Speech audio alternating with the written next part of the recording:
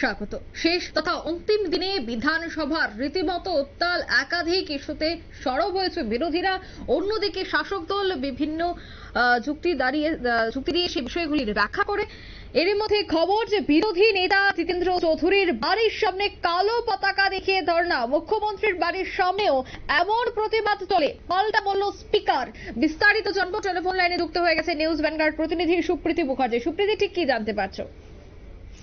দেখো, আজকে বিধানসভা অধিবেশনের শেষ দিন, অর্থাৎ অন্তিম দিন।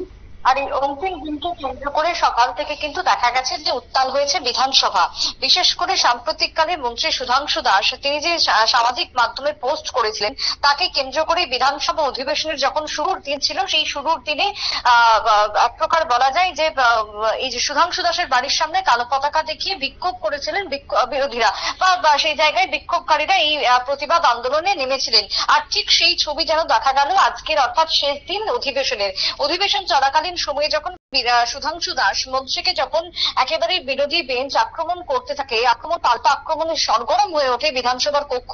ঠিক তার পরিপ্রেক্ষিতে দাঁড়িয়ে বিরোধীরা যে বক্তব্য পেশ করেছিলেন, সেই বক্তব্যের পরিপ্রেক্ষিতে আজকে সকাল থেকে এক প্রকার দুষ্কৃতীদের এই কালো পতাকা দেখিয়ে অভিযান চলে।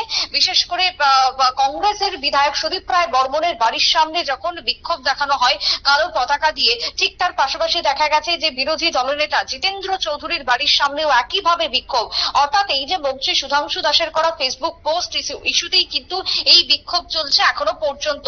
সিপিএম এর সমালোচনায় তীব্রভাবে প্রতিবাদে মুখর হয়েছে একদল জনতা, এবং যাদের হাতে কিন্তু কোনো রাজনৈতিক দল ছিল না। তবে বিরোধীদের অভিযোগের তীর ইতিমধ্যে বিজেপির দিকে।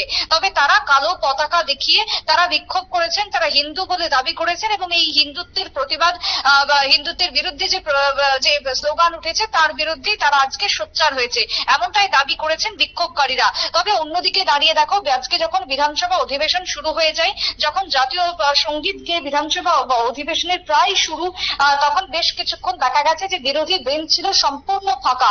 বিশেষ করে সুদীপ রায় বর্মন এবং জিতেন্দ্র চৌধুরী কিন্তু পৌঁছাতে পারেনি সেই মুহূর্তে। পরবর্তী সময়ে দেখা গেছে যে তারা পৌঁছেছেন, এবং তারা এটাও জানিয়েছেন, অভিযোগ করেছেন স্পিকারের কাছে যে তাদেরকে এসকর্ট করে নিয়ে যেতে হয়েছে। তারা বাড়ি থেকে বের হতে পর্যন্ত পারছিল না, কারণ একদল দুষ্কৃতী তাদের বাড়ির সামনে বিক্ষোভ দেখায়। সকাল থেকে আন্দোলনে নেমেছে, কালো পতাকা এবং হাই হাই স্লোগান চলছে। জিতেন্দ্র চৌধুরী থেকে শুরু করে সুদীপ রায় বর্মন হিন্দুত্ব বিরোধী, এমনটাই দাবিতে এক প্রকার প্রতিবাদে সোচ্চার হয়েছিল ওই বিক্ষোভকারীরা। এবং তারপর স্পিকারের যে পাল্টা বক্তব্য উঠে এসেছে যে এই ধরনের বিক্ষোভ, এই ধরনের জমায়েত মুখ্যমন্ত্রীর বাড়ির সামনেও পর্যন্ত হয়, তাই এটা কোনো ইস্যু নয় বা এটা কোনো এক্সকিউজ নয় বিধানসভা অধিবেশনে দেরিতে ঢোকা। স্পিকারের কার্যত পক্ষে পাল্টা চাঁচাছোলা আক্রমণের মুখে পড়তে হয়েছিল বিরোধী বিধায়কদের। কিন্তু তারপরে যে ছবি দেখা গেল, তারপরে বিধানসভার কক্ষ ক্রমশই উত্তাল হতে থাকে বিভিন্ন ইস্যুকে সামনে রেখে। আজকে সকাল থেকে দেখা গেছে যথেষ্ট সরগরম ছিল আভ্যন্তরীণ পরিবেশ, এবং এই একদিকে যখন সকালবেলা থেকে সকাল আনুমানিক 9টা থেকে এই প্রতিবাদ চলছে, সেই প্রতিবাদের এক প্রকার বলা যায় যে বাড়ির সামনে শুধু বিক্ষোভ নয়, তারা বাড়ির সামনে ধর্নায় বসেন, বেরোতে দেওয়া হবে না বিধায়কদের, এমনটাও কিন্তু প্রতিবাদ শোনা গেছে ওই আন্দোলনকারীদের থেকে। তবে আপাতত যে ছবি দেখা গেছে তাতে করে তোমার বিধানসভা চলছে, এবং অধিবেশনে আজকে সকাল থেকে শাসক এবং অর্থাৎ ট্রেজারি এবং বিরোধী বেঞ্চের উত্তর চাপানোতর চলছে ক্রমশই, এবং অধ্যক্ষ তা সামাল দেওয়ার চেষ্টা চালিয়ে যাচ্ছে। অঙ্কিতা, একদম ধন্যবাদ সুপ্রীতি। অর্থাৎ মুখ্যমন্ত্রীর বাড়ির সামনেও এ ধরনের ধর্ণা হয়, পাল্টা দিলেন স্পিকার।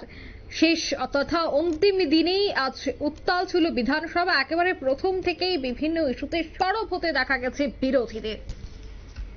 নিয়ে নিচ্ছে ছোট্ট একটি বিজ্ঞাপন বিরতি, সঙ্গে থাকুন।